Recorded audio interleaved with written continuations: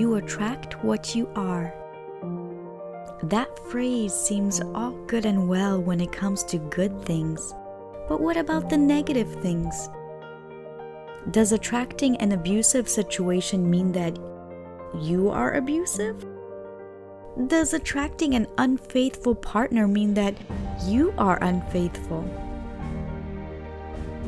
In this short video, I want to share with you what this phrase really means and maybe offer an alternative phrase to help better understand this concept so that you can decide for yourself, is it true or false? My name is Joanna, your Mindful Mastery Coach, and I am passionate about helping people gain mastery over their mind and emotions so that they can fully enjoy their life. To tackle this question, it's important to define what we are, because if we are operating on different definitions, we may be building bridges from opposite ends, but they are unlikely to ever meet in the middle if both sides aren't in line with each other.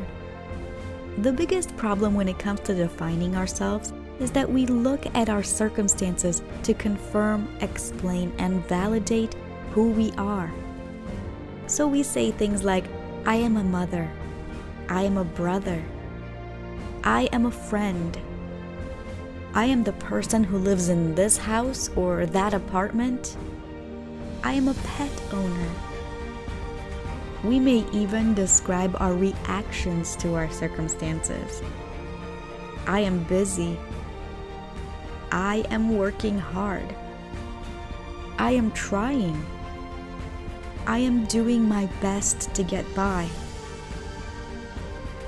But we all know these things are not true definitions of who we are, so we go deeper and describe our character and preferences. I am honest. I am brave.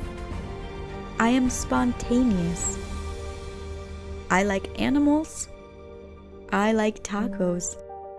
So what are we? What makes us who we are? Is it our career or job? Is it our relationship to other people as brothers, sisters, mothers, fathers, friends, or coworkers? Is it our reaction to our circumstance? Or is it the description of our character, our preferences and opinions? Are we the amalgamation of the thoughts that flood our mind from day to day, or the emotions that carry us from moment to moment? The more thought we put into it, the harder it is to pin down what we are, because we identify with all those things as a part of ourselves. And how do we become who we are? Are we born a certain way? Or do we learn it along the way? Opinions and preferences can change, and often do as we grow. Relationships can change, our careers can change, even our thoughts and emotions change over time. So who we are isn't a completely solidified state. Who we are is truly malleable. We are creators. So picture that we are like clay vessels on a pottery wheel. We feel certain pressure from the outside, and we bend to the circumstance and form a different shape. We may start off as a jar and be reformed into a bowl or a vase. And while we may define ourselves by the function or by the characteristics we have, the truth is that those characteristics and function are a result of how we bend and adapt to the outside pressures we feel. In a previous video, I described how our sensors bring information to our brain, which interprets them into what is logical to us, forming thoughts, which lead to emotions and eventually give birth to action. So taking into consideration that we manifest who we are and what we do through our thoughts and emotions, we have to understand that our thoughts fall into two categories: conscious and subconscious. While we may do well to control and understand our conscious thoughts, in reality, we are only conscious of about 5% of our cognitive activity, So majority is dependent on something we are completely unaware of.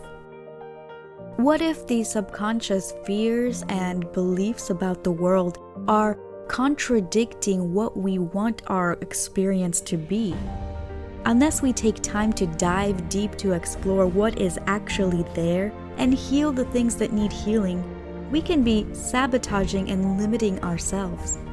So when we hear the phrase, "we attract what we are," consciously, we may know that there is nothing that should be attracting the negative things that we are seeing manifest, and can easily dismiss this as being completely wrong and chalk it up to just chance or bad luck or someone else's fault, without realizing that there is far more below the surface that we haven't even considered.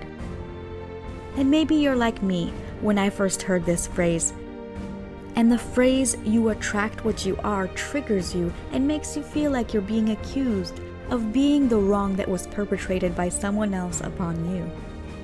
So maybe a better way to refer to it is to say that you attract what is in your subconscious.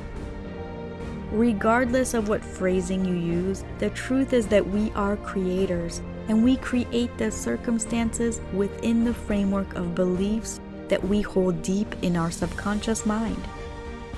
So in order to manifest the circumstances that we want, we have to truly dive deep and look at what is actually there and replace the things that are no longer helping us in our growth.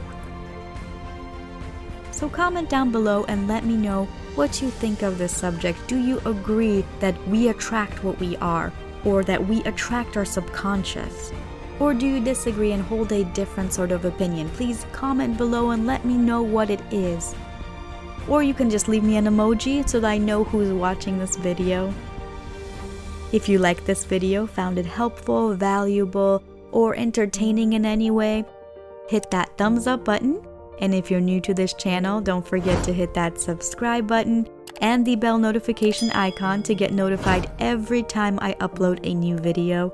Because this year, I am committed to helping you gain mastery over your mind and emotions. See you in the next video. Bye!